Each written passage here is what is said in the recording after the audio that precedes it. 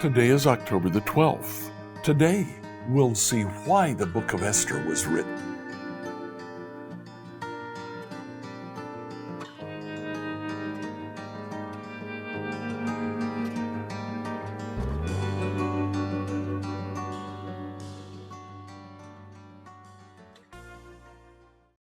Reading through the Bible in a year today, I'd like you to read Esther chapters 8 through 10.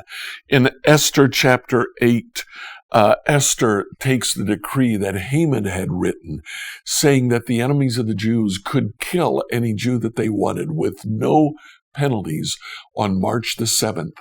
And it is rewritten saying the Jews can kill any of their enemies on March the 7th. This is actually carried out in chapters 8 and chapter 9, and the Jewish nation is preserved on March the 7th, the month of Adar, the 13th day. In chapter 9, they established the festival of Purim.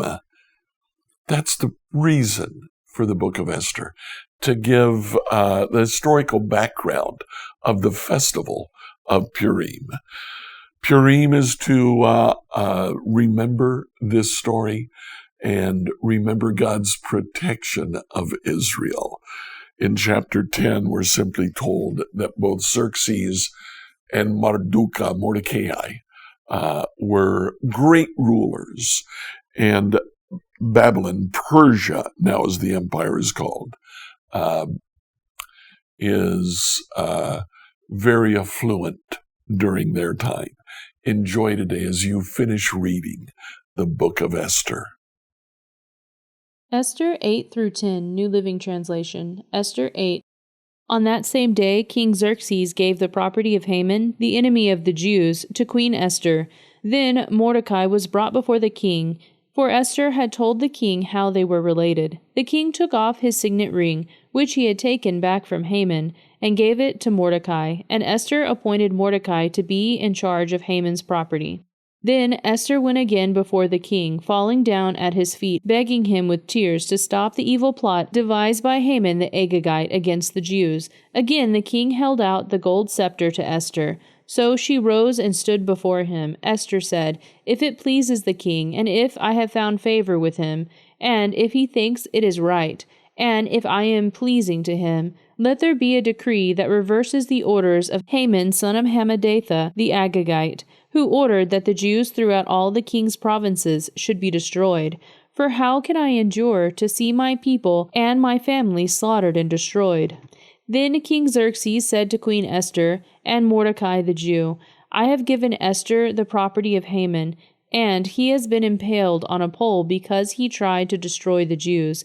Now go ahead and send a message to the Jews in the king's name, telling them whatever you want and seal it with the king's signet ring. But remember, whatever has already been written in the king's name and sealed with his signet ring can never be revoked." So on June 25th, the king's secretaries were summoned, and a decree was written exactly as Mordecai dictated. It was sent to the Jews and to the highest officers, the governors, and the nobles of all 127 provinces stretching from India to Ethiopia. The decree was written in the scripts and languages of all the peoples of the empire, including that of the Jews. The decree was written in the name of King Xerxes and sealed with the king's signet ring. Mordecai sent the dispatches by swift messengers, who rode fast horses especially bred for the king's service. The king's decree gave the Jews in every city authority to unite and defend their lives. They were allowed to kill, slaughter, and annihilate anyone of any nationality who might attack them or their children and wives, and to take the property of their enemies. The day chosen for this event throughout all the provinces of King Xerxes was March 7th of the next year. A copy of this decree was to be issued as law in every province and proclaimed to all peoples, so that the Jews would be ready to take revenge on their enemies on the appointed day. So, urged on by the king's command, the messengers rode out swiftly on fast horses bred for the king's service. The same decree was also proclaimed in the fortress of Susa. Then Malachi left the king's presence, wearing the royal robe of blue and white, the great crown of gold, and an outer cloak of fine linen and purple. The people of Susa celebrated the new decree. The Jews were filled with joy and gladness, and were honored everywhere. In every province and city, wherever the king's decree arrived, the Jews rejoiced and had a great celebration and declared a public festival and holiday. And many of the people of the land became Jews themselves, for they feared what the Jews might do to them. Esther 9. So on March 7th, the 2 decrees of the king were put into effect.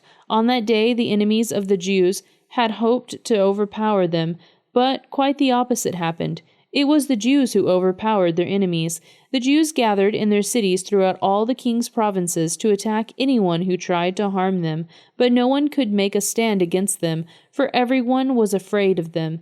And all the nobles of the provinces, the highest officers, the governors, and the royal officials helped the Jews for fear of Mordecai.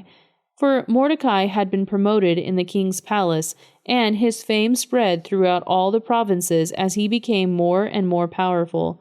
So the Jews went ahead on the appointed day and struck down their enemies with the sword.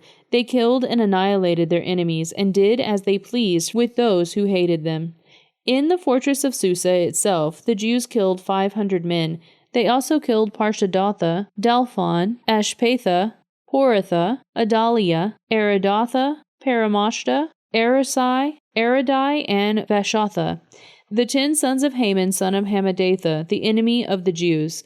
But they did not take any plunder. That very day, when the king was informed of the number of people killed in the fortress of Susa, he called for Queen Esther. He said, "The Jews have killed 500 men in the fortress of Susa alone, as well as Haman's 10 sons. If they have done that here, what has happened in the rest of the provinces? But now what more do you want? It will be granted to you. Tell me, and I will do it." Esther responded, "If it pleases the king, give the Jews in Susa permission to do again tomorrow as they have done today, and let the bodies of Haman's 10 sons be impaled on a pole." So the king agreed, and the decree was announced in Susa, and they impaled the bodies of Haman's 10 sons.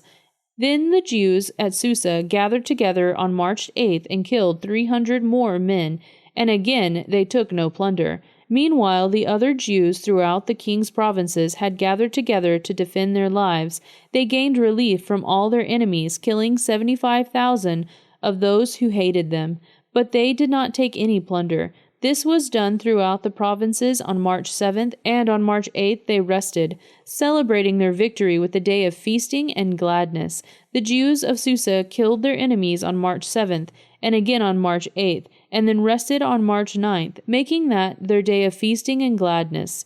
So to this day, rural Jews living in remote villages celebrate an annual festival and holiday on the appointed day in late winter, when they rejoice and send gifts of food to each other. Mordecai recorded these events and sent letters to the Jews near and far throughout all the provinces of King Xerxes, calling on them to celebrate an annual festival on these 2 days. He told them to celebrate these days with feasting and gladness, and by giving gifts of food to each other and presents to the poor. This would commemorate a time when the Jews gained relief from their enemies, when their sorrow was turned into gladness and their mourning into joy. So the Jews accepted Mordecai's proposal and adopted this annual custom. Haman, son of Hammedatha, the Agagite, the enemy of the Jews, had plotted to crush and destroy them on the date determined by casting lots. The lots were called Purim. But when Esther came before the king, he issued a decree causing Haman's evil plot to backfire, and Haman and his sons were impaled on a sharpened pole. That is why this celebration is called Purim, because it is the ancient word for casting lots. So because of Mordecai's letters, and because of what they had experienced, the Jews throughout the realm agreed to inaugurate this tradition, and to pass it on to their descendants, and to all who became Jews. They declared they would never fail to celebrate these 2 prescribed days at the appointed time each year. These days would be remembered and kept from generation to generation, and celebrated by every family throughout the provinces and cities of the empire. This festival of Purim would never cease to be celebrated among the Jews, nor would the memory of what happened ever die out among their descendants. Then Queen Esther, the daughter of Abihail, along with Mordecai the Jew, wrote another letter, putting the queen's full authority behind Mordecai's letter to establish the festival of Purim. Letters wishing peace and security were sent to the Jews throughout the 127 provinces of the empire of Xerxes. These letters established the festival of Purim, an annual celebration of these days at the appointed time decreed by both Mordecai the Jew and Queen Esther. The people had decided to observe this festival just as they had decided for themselves and their descendants to establish the times of fasting and mourning. So the command of Esther confirmed these practices of Purim, and it was all written down in the records. Esther 10. King Xerxes imposed a tribute throughout his empire, even to the distant coastlands. His great achievements and full account of the greatness of Malachi, whom the king had promoted, are recorded in the book of the history of the kings of Media and Persia. Mordecai the Jew became the prime minister, with authority next to that of King Xerxes himself. He was very great among the Jews, who held him in high esteem because he continued to work for the good of his people and to speak up for the welfare of all their descendants. Scripture reading by Emily Herrera. Like, follow, and subscribe to this devotional on whatever platform you use to listen to it. Email your questions to us at questions@becomehope.com. Tomorrow, we'll see the return from exile.